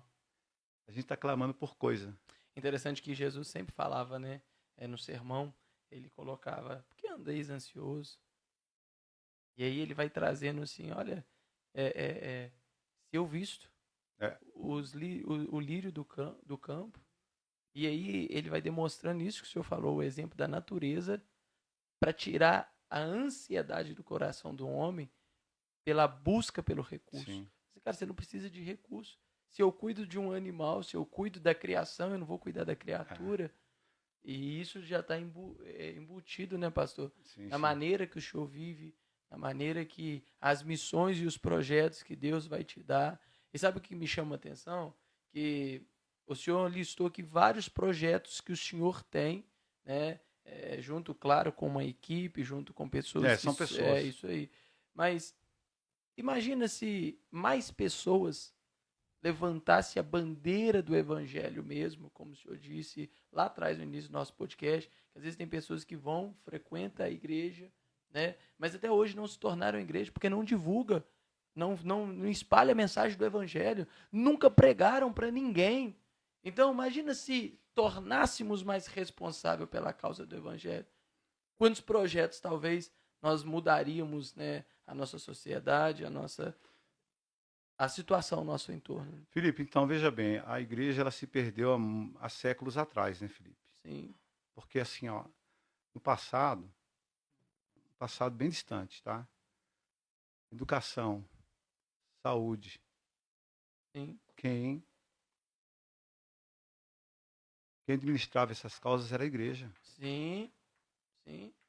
A igreja perdeu isso quando ela liberou para o Estado. Uau, sim. E ainda hoje ela continua Sim. com essa mesma metodologia. Não é Sim. responsabilidade do governo. Sim. Sim. Não, cara. Responsabilidade da igreja. Não. O órfão, a viúva necessitada da Os igreja. céus é do Senhor, mas a terra ele deu para os seus filhos. Por isso que é reino, né? Claro. Por isso que é reino. É um governo, cara. Governo. Estabeleceu princípios e os valores do reino, Sim. onde eu estou inserido.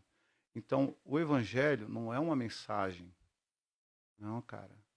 O evangelho é um estilo de vida, meu. Uau. É um estilo de vida. Eu gosto muito quando o imperador Constantino ele olha e diz assim, lá em Jerusalém, né? Os romanos, ele diz assim, ó, está proibido falar no nome de qualquer religião, qualquer Deus. Quem falar vai ser queimado, vai ser jogado para os leões. É óbvio que os cristãos não eram sábios, né? Então eles não provocavam isso, porque sabiam que isso daria um prejuízo para o reino. Cada servo de Deus que morre, o reino de Deus perde com isso. Somente o servo ativo, né? E se ele morre, até levantar outro, preparar outro, demora, e o reino perde com isso. Então eles foram orar. Legal pra caramba, né? Porque até então eles eram conhecidos como seita do caminho. Seita do caminho, seita do caminho. E os caras pregavam. Agora não pode pregar mais. Aí o que a igreja pensou? Peraí, gente, pregar a gente não pode. A gente pode viver. Uau. Então, Poderoso. Então os caras começaram a viver o evangelho, meu. Poderoso. Sabe? Poderoso. E aí as pessoas começaram a ver o comportamento daquele povo, começaram a dizer, cara, ele é cristão. Porque ele faz e fala igual Jesus. Faz igual a Jesus. E aí então começa a difundir o termo cristão. Uau. Não é uma mensagem. Sim, é um estilo. É um estilo. No entanto, Pedro, mesmo após negar 3 vezes, o que leva ele a negar é o estilo de vida dele. Não, você é um deles. Entende? Diferente. Quando uma pessoa não está apenas falando, ela se torna a mensagem, como o senhor disse, claro, estilo de vida. Se torna parte. Não tem como, cara, esconder. Ele é parte da mensagem. Sim, sim. Eu não lembro, mas que diz que pregue. E quando for possível, fale. Então, ou seja, é o testemunho. É o testemunho. Se a gente não Agostinho de Noyola. não viver esse testemunho, não adianta a gente falar. Claro, cara. Eu vejo assim que o testemunho, cara, a gente tem que cuidar muito. Sim. Muito, muito, muito. Sim. Porque se o reino se move através de mim, cara, eu preciso cuidar do meu comportamento, como eu falo, eu preciso cuidar do meu tom de voz, eu preciso cuidar porque eu não estou ali como um ser qualquer. Não, cara, eu estou ali representando um governo que é santo, primeiro, né? Um justo, real e verdadeiro. Então, quando você tem um propósito para viver, cara, vale a pena até por ele morrer. Sim. Mas se você não tem um propósito para viver, não vale a pena nem viver. Uau. Você entende? Então, esse é o fundamento do cristianismo. Sim. Sabe, do evangelho, como a gente fala hoje, né, cara? É você ter um propósito para morrer, não para viver. Uau. Jesus não veio aqui para se encher, ele veio para se esvaziar. Exato. Sabe? Então, a igreja primitiva inspirava isso, né, pastor? Cara, a gente precisa voltar, não é o passado, é voltar à origem mesmo. A origem da igreja, né? Onde ela é estabelecida, ela muda o ambiente. Ambiente, de novo, nós estamos falando, né? Ela muda o ambiente. Então, a igreja precisa voltar à origem, né? Sim.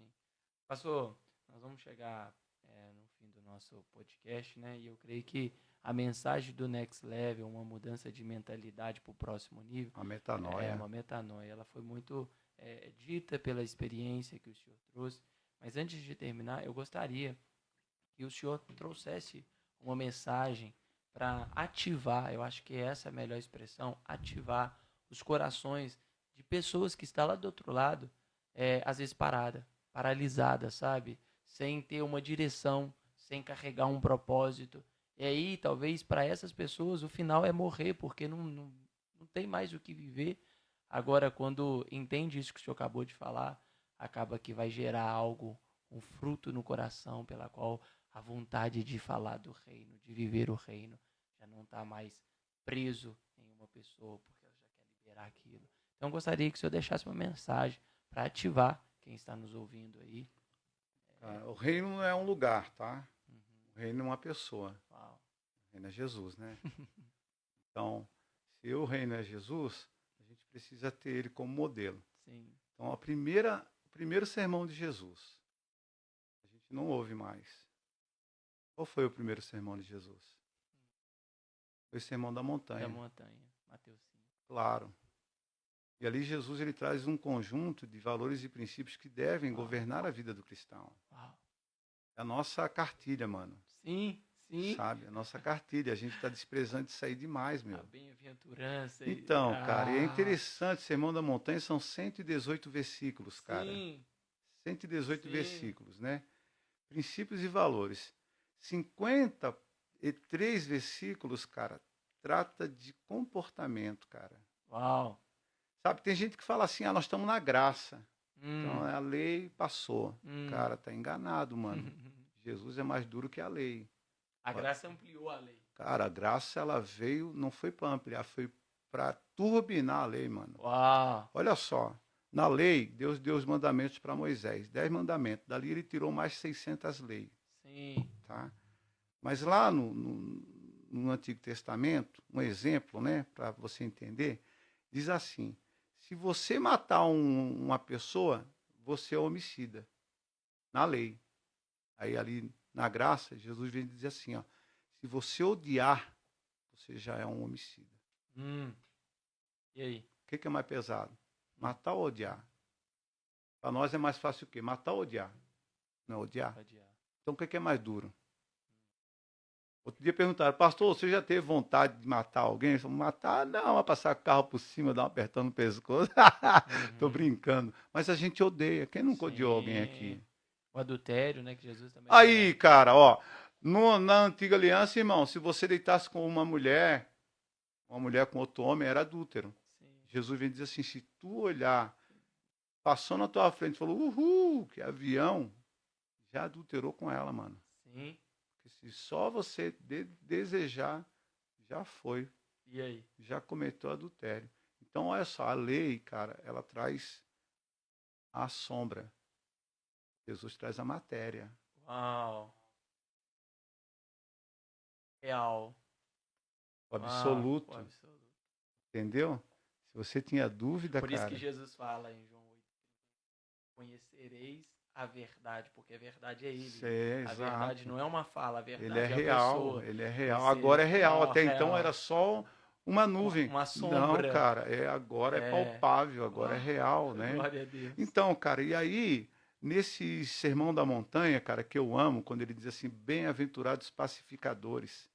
Cara, Deus odeia contenda, odeia divisão. Sim. Hoje a gente está vendo, pô, eu passo aqui em BH, cara, cada quadra tem uma igreja. E é fruto de quê? Fruto de quê? Divisão, mano.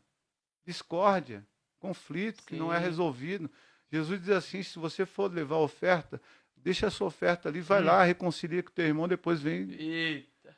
Cara, a gente está montando um monte de igreja baseada em rebeldia, em rebelião. Fruto de rebeldia. Fruto disso aí, de desobediência, mano. Sim. E a gente está levando um monte de gente junto com a gente. Ai, ai, ai, cara. Que dor. Então, cara, Jesus vem, ele diz, bem-aventurados pobres, porque herdarão o reino dos céus. Não é isso?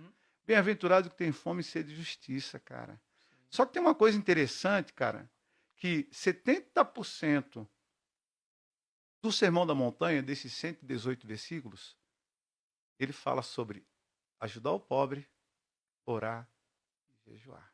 Uhum. Qualquer cristão que Sim. está hoje inativo, ele seguindo esse princípio. Capítulo 6 do Evangelho de Mateus, versículo 1. E quando deres esmola, ou em outra tradução, quando ajudares um pobre, faça assim, assim e assim. Uhum. Quando orares, capítulo 6, versículo 6, Sim. faça assim, Isso. assim e assim. Capítulo 6, versículo 16. E quando jejuares, preste Sim. atenção que ele não diz se, Sim.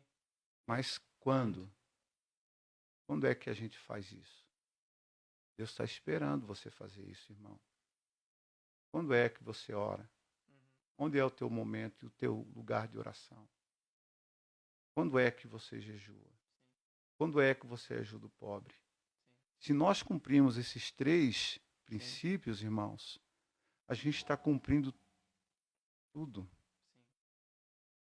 Não é o que Jesus falou? Sim. Aquele que dá ao pobre, dá a mim. Sim.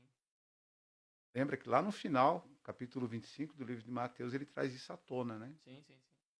Perguntaram, Senhor, quem que vai entrar no céu? Aí ele olha para o campo e diz assim, está vendo os bodes? Está vendo a ovelha? Então ele compara. Ele diz assim, ó, para a direita, quem está na minha direita, as ovelhas? Ele vai dizer assim, vinde e medite do meu Pai, porque tive fome, tive sede, tive nu, tive preso, tive doente, e vocês me assistiram. Sim.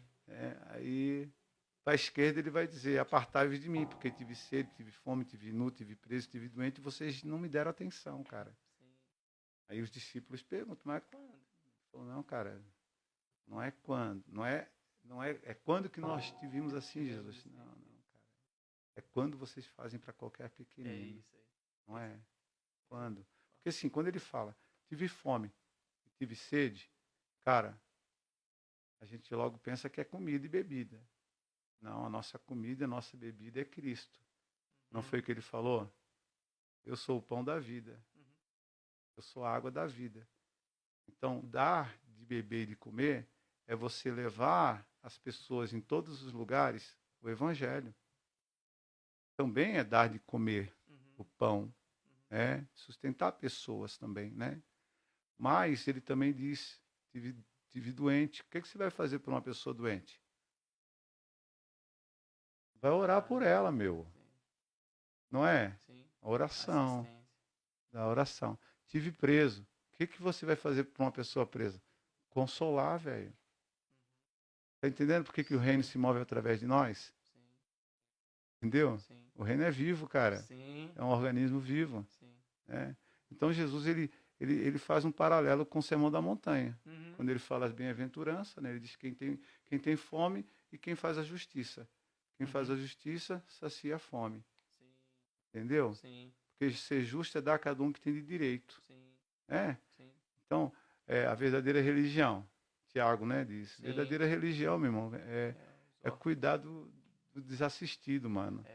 Então, se você quer realmente fortalecer a sua vida em Cristo, cara, ore, jejue e ajude pessoas. Cara, isso vai levantar você de uma força tão grande, cara, que os recursos serão ilimitados e você vai poder ampliar muito mais a tua visão de reino. Uau.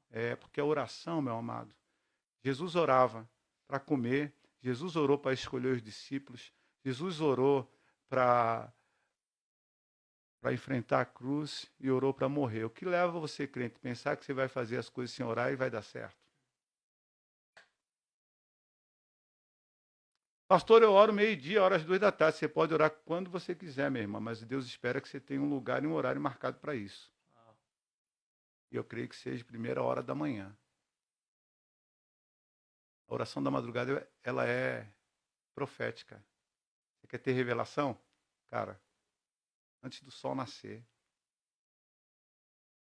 Lembra quando o maná cai do céu? Cara, não dá para parar, meu. Que gostoso que tá aqui, meu. Lembra quando o maná cai do céu? O que tá rolando? A galera tá o quê? Reclamando, murmurando. Cara, a gente não aguenta mais. Como é que a gente vai plantar no deserto? Mesmo que plante 6 meses, não dá tempo, vai morrer todo mundo de fome, daí que nós vamos comer, pá. Aí Deus olha para Moisés e Moisés diz para a galera o seguinte, ó. Todo dia antes do sol nascer, vai cair uma semente. Cada um tira a sua porção por dia. O texto diz que ela vinha da própria boca de Deus, o maná, Sim. não é? O maná vinha da própria boca de Deus. E Deus diz assim, tem que ser antes do sol nascer.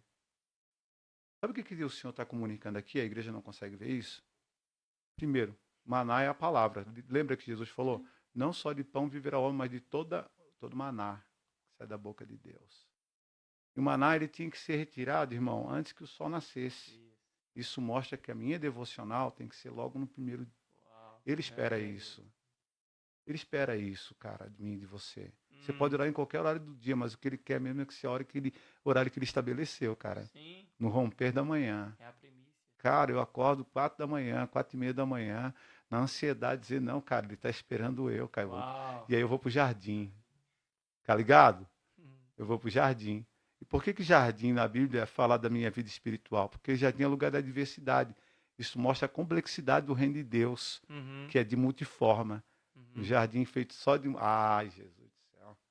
O jardim feito só de uma planta não é jardim, cara. É Sim. uma plantação. Sim. Né? Sim. Então seria algo único. Sim. Não, ele manda para o jardim, porque o jardim fala da diversidade. A multiforma de Deus trabalhar, Uau. cara. Sim. E ali é revelação, entendeu? Sim. Coisas novas acontecem a cada manhã no jardim. Uau. Você pode ir no jardim hoje pela manhã, cedo da manhã, você vai lá, já tem flores novas, novos brotos. Cara, é louco demais. A gente podia entrar nisso aí uma hora para você ver. Renova, e a revelação de tudo isso vem quando? Pela manhã, mano. Uau. Gosto daquela canção de Marcos Witt. Pela manhã te buscarei, de madrugada não me ausentarei de ti. Davi dizia, né, irmão? Quem de madrugada te busca, te acha. Sim. Né? Tem um livro aí que é o Heresias, capítulo 2, versículo 14, diz que de madrugada a fila é menor. Cara, eu acredito que sim, mano. Deus dá atenção para quem dá atenção para ele. Uau. Você entende? Sim. Deus prioriza quem prioriza ele, cara. Sim. É o que está faltando para nós hoje. Sim. Eu lembro que eu falei ontem, cara, sabe por que hoje nós temos tanta rede de comunicação social? Twitter, Instagram, Facebook, Telegram, Sim. WhatsApp, aí Google Pay, Netflix, Prime Video. Sim. Sabe por que tem tudo isso hoje, irmão? Para o nosso desfrute, não é verdade? Mas também é para que ninguém chegue diante de Deus, nenhum cristão vai chegar diante de Deus e vai dizer, Senhor, eu não tive tempo de estar contigo. Vamos gastar tempo com Deus, galera. Glória a Deus. Interessante, pastor, que o maná, ele era válido pro dia. Claro, é a porção do dia. É isso, a porção do dia. Do outro dia é a palavra de Deus. Tinha uns carinhas que chegavam lá e pegavam 2 porções, dizendo, vou pegar agora porque amanhã não precisa acordar cedo. Preguiçoso, né? Vou pegar 2 agora porque amanhã não precisa acordar cedo para orar. Cara, não, bicho. O que você comeu hoje é hoje, amanhã você tem que comer de novo, mano. A palavra de Deus, ela é viva. E a ordenança não era para estocar. Não podia. Então quer dizer que toda palavra que Deus revela no meu coração, eu tenho que compartilhar. Cara, tudo aquilo que você recebe de Deus precisa ser compartilhado. Sim.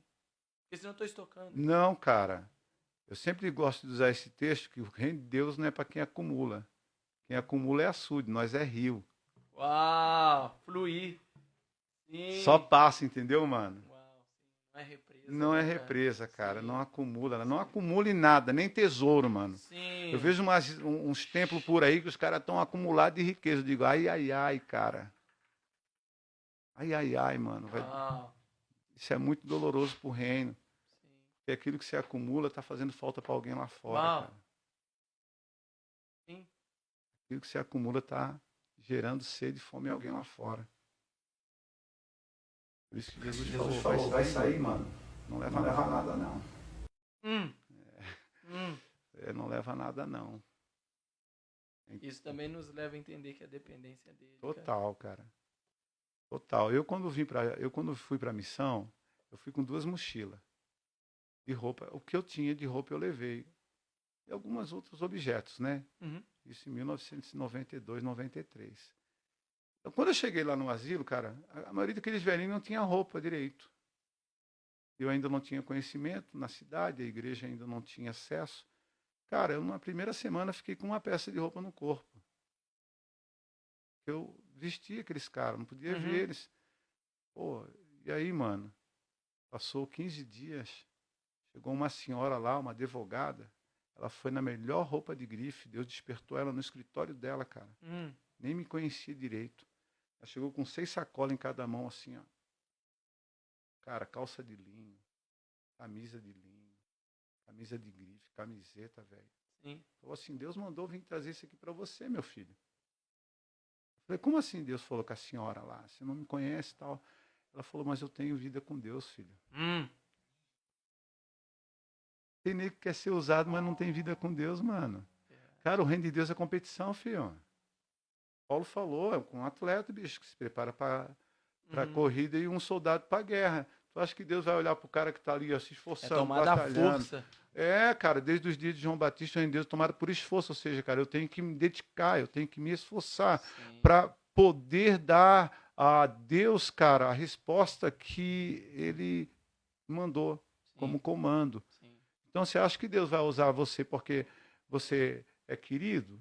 Não, cara, ele vai dar para quem está buscando, para quem está se dedicando, para quem está se esforçando, velho. Quando ela falou isso para mim, cara, eu tenho vida com Deus, eu entendi o que Deus estava falando. Pô, essa mulher é a hora, cara. E Deus revela. Deus não vai revelar para você aquilo que você não pede para ele. Sim. E quando você busca as coisas com a sua mão, você não dá tempo para Deus te dar. Então, a oração, cara, é o vínculo da perfeição. Maravilha. Valeu? Valeu, meu querido. Top, né? Um forte abraço. Top. Eu queria te dar um presente. Eu tava olhando lá, eu ia te pedir se não me desse, cara. Aí, ó. Presentes aí, Deus tem nos aí. dado o ar Jornada da da Nova Criatura. Felipe Silva. Ô, Felipe, que legal. Já leu aquele, já leu aqui atrás a dedicatória aqui? Não, né? As 5 direções transformadoras. Neste livro, o autor narra uma experiência única de 24 horas em um quarto especial, enfrentando desafios pessoais que resultam em 5 direções poderosas para a transformação da vida. Agora eu vou usar mais uma habilidade minha, né? Que eu também sou locutor, às vezes eu cubro algumas transmissões, tá? Vamos lá? Deixa eu ver se a voz vem. Aprenda a arte de dizer não. Descubra o significado de servir aos outros. Compreenda a importância da rendição a Deus e cultive a perseverança diante das tentações.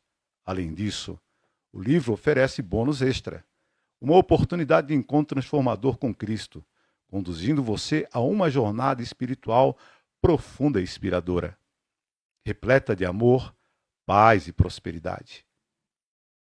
Desvende as páginas deste livro e embarque em uma jornada de autodescoberta, transformando a sua vida ao se conectar com as lições e reflexões compartilhadas pelo autor. Felipe Júnior da Silva é pastor e líder religioso aos 30 anos de idade.